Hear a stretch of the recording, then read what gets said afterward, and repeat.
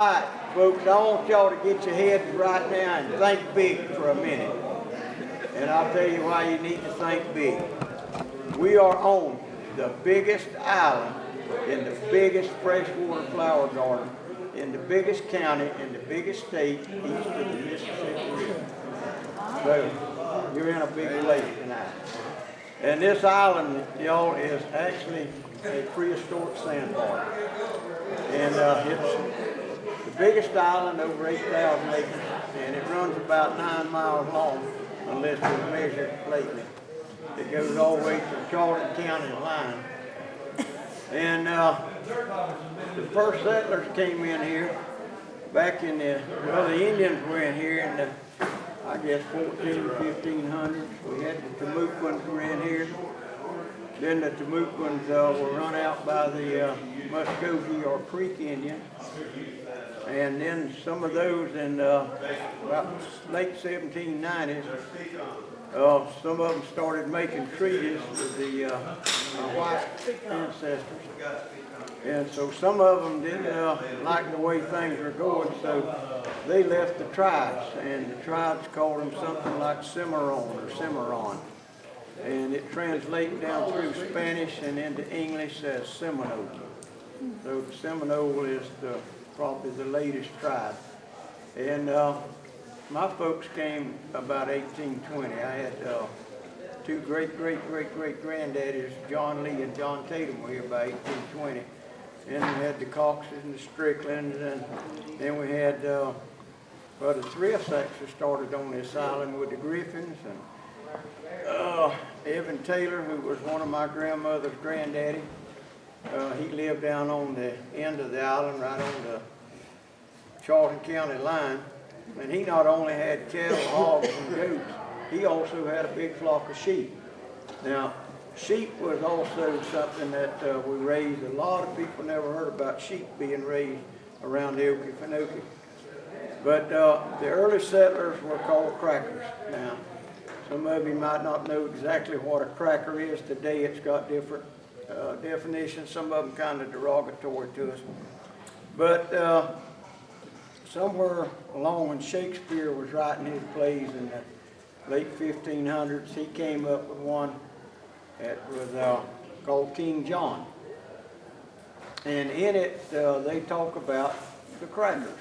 And these are the Scottish crackers who were well, you remember Rob Roy was a cattleman, and he raised cattle. So he talked about the crackers, this Englishman did, and he said something like they have an abundance of superfluous windage or something like that. And anyway, the crackers love to talk, and so I guess that comes down in our blood, is the living to talk. And some of us are a little shy. I got over mine, I think I was around 2, maybe 3. I got it right time. And I can't remember talking. Mama said I started blabbing when I was about 7 months old. That's just a natural thing. But anyway, a cracker, actually the cracking, you'll see a lot of things where people talk about, even in Florida, they tell you, oh, it's cracking the whips and driving the cow. That's the American version. But when you get back to England, the cracking comes from cracking jokes, cracking stories, loud talking, boisterous talking. And we can do that. See, I don't even have to have a microphone now. I'll probably run down after a while, but I never have run out. I run down, but never out. But anyway, the crackers came, and here's the deal on the landlotters. Any of you ever studied the landlotters of Georgia? 1805, we had a landlotter after we got this land from the Creeks, and most of this land in here wasn't really started giving it away in the landlotter till 1820 and 21. But a lot of the lots of land up in middle and north Georgia were anywhere from 205 to 250 acres. And that was good farmland. But some of the old legislative representatives up there in the General Assembly, they got talking about, well, what in the world are we going to do with that swamp land down there? They said, that ain't farmland, that's nothing but woods and swamps, pine timber. And one of them spoke up, probably from South Georgia. He said, give it to the crackers, they'll live it. He said, they can raise their livestock and the year-round forage, there's plenty of water, and he said they'll just live it. But he said to entice them to move in that area, you're gonna have to give them more land. So they made these land lots down here, 490 acres to a lot. And most people own 1 to 2 lots. Now you could, if you won one in the lottery, that was fine, but a lot of them that moved in here, some person maybe lived up near Middle Georgia, when he drew in, say, the 1820 lottery, he got a lot down here, and he said, I ain't going down there. There's too many gators and snakes, and it's too hot, and I'm just going to stay up here, and I'll sell it to somebody. So you could buy it. About all you had to do was pay the taxes and give them $5 or $10. But anyway, as the crackers started coming in the 1820s, then the Indians got a little upset, the Seminoles. They didn't want to leave. So the Second Seminole War was when we really got into it, and they started raiding on the white folks and all. And 1838 is when it really got hot. The militia was out, and most everybody served in the militia. And they'd call them out. They used to do some funny things, and Chris Trout found some things that sometimes they wouldn't have any Indian scare, but somebody'd say, you know, I'm broke. He said, boy, if they would activate the militia, we could draw money for a month or so. We could get some cash money.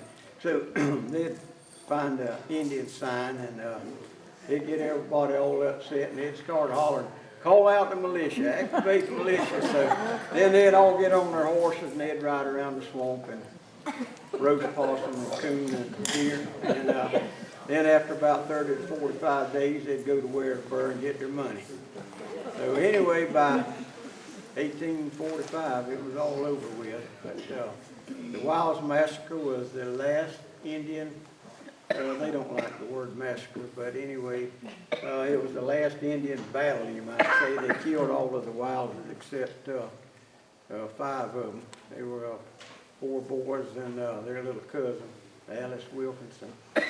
But anyway, the Indians were all driven out, and then everybody settled down to raising their livestock. And then here comes the 1850s, and somebody heard a train whistle blow. And they said, my goodness, they're putting railroads in the Okefenokee. So in the 1850s, they started one from Savannah over to Thomasville. And they were already at Argyle and, Homerville, because I've got a Glenmore. I've got a blueback speller that my great-great-granddaddy Stanfield ordered, and it's addressed inside the book. It says, Eli Stanfield, train number 10, Glenmore, Georgia, and that's the way it was addressed. So we know that Glenmore, and this was July of 1854. So we know that the train was that far, the railroad was that far anyway, going to Thomasville. So people started setting up little sawmills, and they were all little steam engines. They cut timber, and they hauled their timber out, put it on the trains, and shipped it north and everywhere else, in Brunswick, and put it on ships if they wanted some. And then turpentine. Boy, everybody found out that they could cut a box in a pine tree, and you could take a little dip paddle shaped kind of like a heart, and you go along there with a little bucket and stick that baby in there in that cut box and just rake it out. It was cut to a certain measurement where it would just fit that little dip paddle. And then later on we went to clay cups and then to metal cups, and now the last thing we've been using was Pepsi and Coke bottle, aluminum, but we did try this thing with the tube, like they do the maple syrup. You'll ever watch them how they harvest the maple syrup. Well, we got into the turpentine business, and that went on actually on up into the 1940s and 50s, and by the 1960s and 70s. And we have one of the old, actually, barons of the turpentine industry, one of the descendants of a turpentine. Where's Mickey? Mickey Sumner, y'all, knows more about turpentine than all of us put together. To show you how much I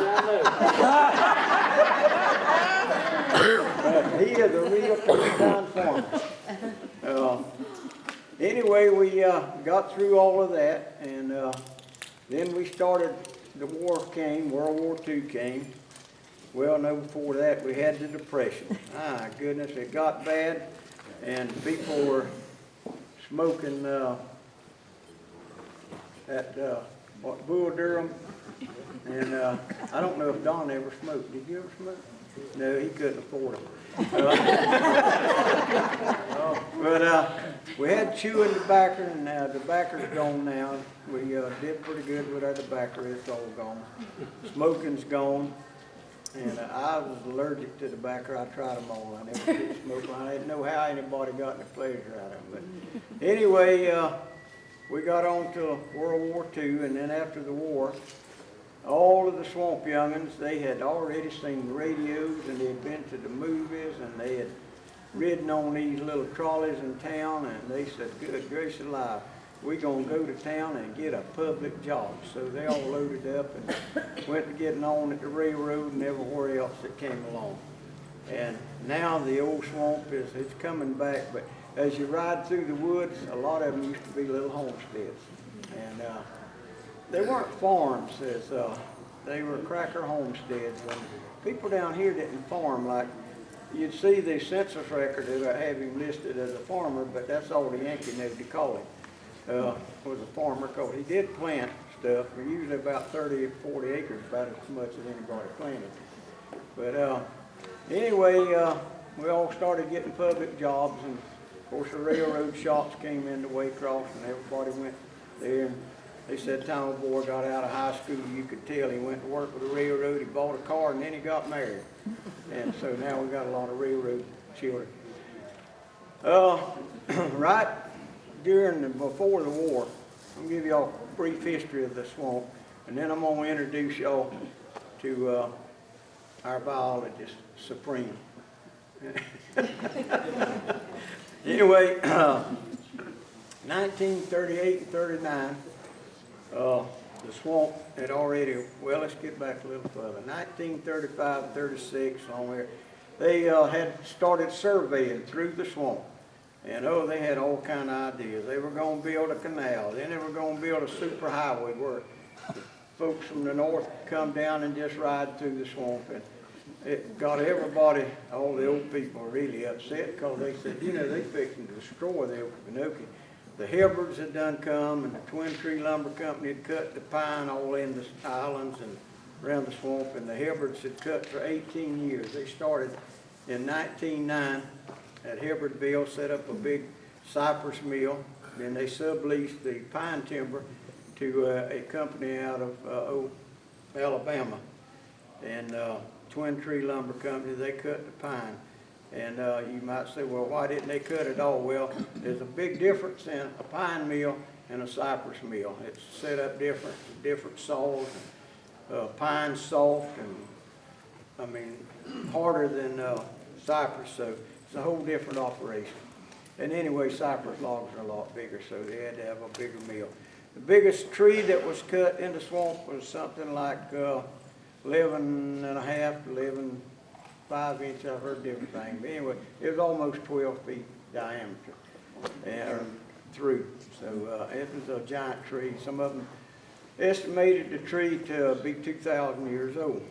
So it was a big cypress. And if you ever go to Billy's Lake and come up the run, coming to Minnie's Lake, you'll look out on the right and you'll see just acres and acres of giant stumps of cypress trees. Now these were some monsters. What's the biggest one you ever measured, Don? Me and Johnny and several others. We went one time measured Measured that one. Wasn't it about 12 feet? something. No, it was I think 8 something diameter. Circumference I think was 20 something. Yeah. But anyway, you got ball cypress and pond cypress, and mostly what you saw today, and if you rode with me on the boat, we saw mostly pond cypress. It's a very slow growing, and Uncle Don tells me that now they say if it grows 3 inches in 100 years, it's getting it, ain't it, in diameter. But the ball cypress likes running water, and it stays mainly on the rivers and through the middle of the swamp where the main run is. Now, after the Hibbards left and everything quieted down a little bit, then we went through the Hoover days. and did a Great Depression, and most of the swamp people didn't know we were having a depression in the United States. It was over with, because they thought everybody was trying to live like we did. But, we always had plenty to eat, and we never did dress fancy except go to meetings on Sunday, and but just everyday clothes. But we always had plenty to eat. Nobody ever went hungry. My daddy said the first time he'd ever heard anybody talk about going to bed without any supper was some boys, friends of his from Detroit and Chicago, talking about going to bed. He said, my goodness, I didn't realize how rich we were in the Okefenokee. So we always had plenty to eat. But in the late 30s, you know, they were doing everything, but getting back to the surveys and all, everybody got upset about them losing this great swamp, because people had been here, some of us already over 100 years.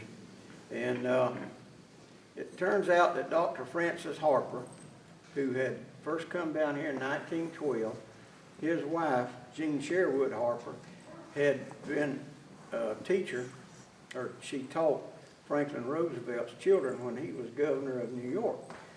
So they got, when Francis and Miss Jean had come down in the summertime to visit vacation, they'd go to Uncle Hamp Lazelle's, and they'd go to the Chessers, and they'd spend their whole summer visiting. And everybody got to tell them about what a sad thing it was that we were fixing to lose the Okefenokee. So Jean Sherwood Harper sat down with pen and ink and paper, and she wrote her old friend Franklin Roosevelt and told him about what was fixing to happen around the great Okefenokee.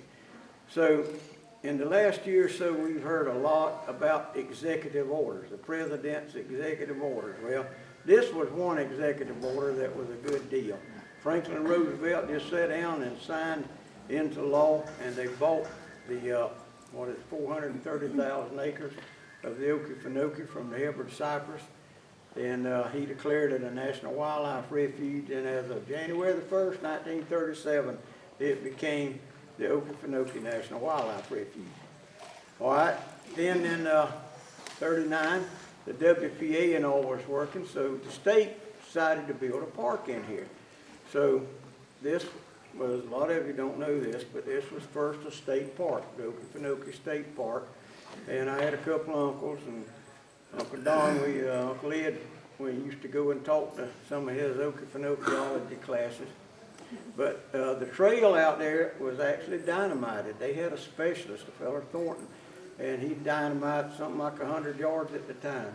And of course this was good, it was fast, and then when the dirt settled, or dirt or peat, it looked more natural because you didn't have big piles of it all around. Anyway, 1944, the state was about to go bankrupt, or money got short, so they quit building. They'd already built the wooden tower and the boardwalk and that little gazebo, or rotunda as we call it, out there. That was all built about 39. So they quit, and it was just sitting here. Now, a classmate of ours, Byron Grossman, his mama, Miss Lois, her daddy was Dr. Wilbur Hafford, and he was from Mississippi originally, but when he got to the Okefenokee and set up practice, he fell in love with this swamp. So he got to thinking about how sad it was that this place was just sitting here deteriorating and nothing being done with it.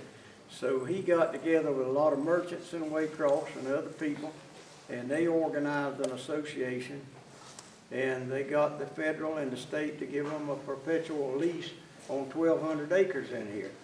So then in October the 8th of 1946, a day or two before, they completed the road in here, and they paved it, and state engineer A.J. Strickland okayed the thing, and they opened up the highway. Now, that's Dean's daddy, A.J. Strickland was. So Dean's got a part in building the Okefenokee roadway in here. And I don't know if he probably want to put up a toll, I better know. All right. We're not paying you for it. But anyway, we started with the Okefenokee Swamp Park, and it has progressed, and it did good for years. In the 1950s, it was really doing good. And I started my first summer. Uncle Will Cox, who was a head guide along in, he used to tell me he'd come in our little grocery store back in the early and mid-50s. That was before my daddy went into politics and got elected ordinary. He'd said, son, when you get 16 years old, you come on to the park and Liston will hire you. That was Liston Elton. And sure enough, when I turned 16, came down on my birthday in February 24th, 59, and I got a promise of a job. Come back in June. So I did, and it's been a ball all through the years of coming and going. And then in 2000, Martin met me in Walmart one day, Mr. Bell, the manager now, and he said, why don't you come work with us? And I said, I think I'd like that. And so I've been back since 2000. And I had a little bit of sick leave. I burned up my sick leave pretty well, but hopefully I'll be back a little bit, a few days a week or something, I reckon. But it's fun, and there's nothing I'd love to do more than talk about this place. Now, about 1971 or 2, my wife, Estelle, says we were married then, so we married in 69. So I got a phone call one day from this fella that says, look here, I'm teaching the Okefenokeeology course, and how about come talking to my class and tell them about all the old people and how they lived and all. So I went, and we got really acquainted over the last few years, and that's when I met Chris Trowell, who was a retired professor of history over at South Georgia in Douglas. And over the years, we've made quite a few trips in, and we've had some fun. I remember the first time we went to Hickory Hammock. You have to wade in there. It's knee deep to waist deep to chest high. Well, it's chest high, about waist deep on Don, about chest high on But, you know, I don't have any trouble because I would always, my wife tells me I was built like a frog because I'm short and squatty. And I don't have a neck and I ain't got no lips. And she says I wore my lips out talking and kissing. But anyway, we got in there and we went over to the Indian Mound and we were looking all over Hickory Hammock. And there were 5 of us, wasn't there? 3 scientists and 2 historians. And on the way out, they were all getting a little fatigued. Of course, they were all, well, Chris is about my height, but they all started falling down. And I'd laugh at them, and then he got on and he said, he finally fell. He said, well, you'll fall directly. I said, no, I'm not going to fall. He said, you will, and you get tired of that directly, I'll get to laugh at you. And I said, I'm not going to fall. I said, I'm built for this. And finally, we got out to the hill. Now, most of you might, some of you know what a hill is, but when you're in South Georgia around the Okefenokee, if you're out of the water, you're on the hill. If you're anywhere, if it's just 6 inches high and it's out of the water, you're on the hill. Anyway, we got on the hill, and Don, he's looking at me, he said, you didn't fall. I said, no, I told you. I'm built short and wide, and I might roll over a little bit. But we have had some great times.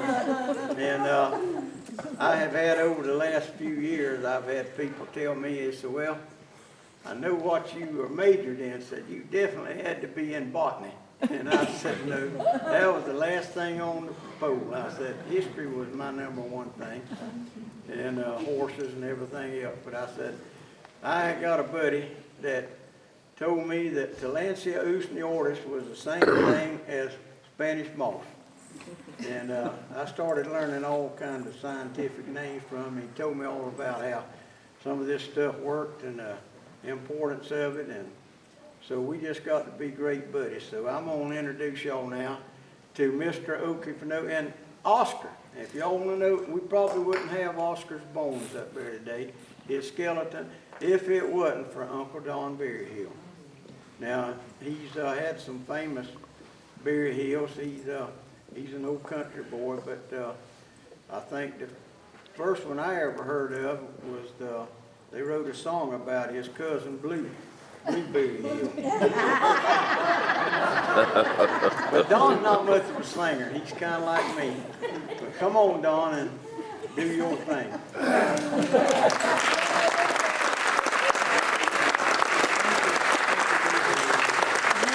I'll set up.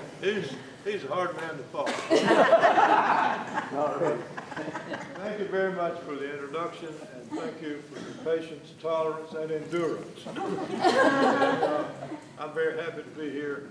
Came here in 1967 working with a place called the Okefenokee Science Curriculum Project. And some of our teachers are here tonight. And so I've been here ever since, working in one capacity or another. But I've always been a student of Okefenokee because there's 1,000 different things out there to learn about. There's over 1,000 different living things, more than 1,000 different living things, and most of which are vertebrates. The other parts, of course, are green plants, and it takes all of them to make what we call an ecosystem. And some of the most important parts of the ecosystem are snakes and gators. Because that's what all the Yankees want to see when they come here. They want a boat ride, and they want to see a snake and a gator. So this evening, I have a few of them, and I'm not going to put them on anybody. I'm not going to leave the stage if you ask me not to. This little fella is a small infant gator, maybe 2 years old. Maybe 2 years old at the very most. At this age, he's very susceptible to predation. Lots of things eat baby gators. Otters, otters and bears, armadillos, anything you can get a hold of will eat them. Even big alligators. That's one of their prime foods, is big alligators eat little alligators. Alligators are well built for living in the swamp. They have 78 teeth in their mouth. They don't have any molars, no premolars, and no incisors. All they have are canines, and he has 78 of them that are constantly replaced throughout their life. As they grow, they push the old tooth out if it hadn't been broken off already. And they just fill the same socket over and over again. Oscar up there, when we put him together, he didn't have 78, he had 150. And we had to decide which one goes where. So we got some help from a very good fellow called Jackie Carter down at Race Park. He helped us put them together. Gators are built for water. Their density is such that they can take a breath and float with neutral density. Neutral density. They can float on the bottom, in the middle, or at the surface. And they do that by moving their viscera around. They can do that very easily. And those of you who've ridden through the swamp and come up behind the gator, and you watch, as you approach, they get lower and lower and lower into the water until finally just their tip of their nose is the last thing to go under with just a dimple. Not a ripple, just a dimple. This is one of the most successful predators in eastern North America. This animal is a master of stalking, a master of camouflage, and a master of speed. I can't impress upon you how fast an adult gator can be. Human reaction time sometimes is around 3/4 of a second.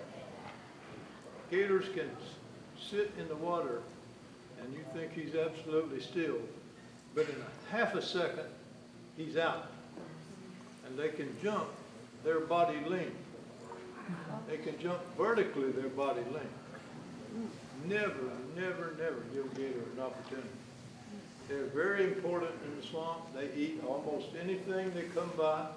Fish, frogs, turtles, snakes, otters, and that's why the beavers never get started in here, because beavers can't swim very fast, but they make good sandwiches. Great sandwiches. They they live to be about like people, 40, 50, or 60 years old. Some of them live a little longer, like some of us, 60, 70, 80, or even a little older than that. Oscar up there, we think he was close on to 95. They are engineers of the swamp. On the bottom of the swamp, which right here, is a layer of peat. That peat is decaying plant material, and it's filled with bubbles of gases.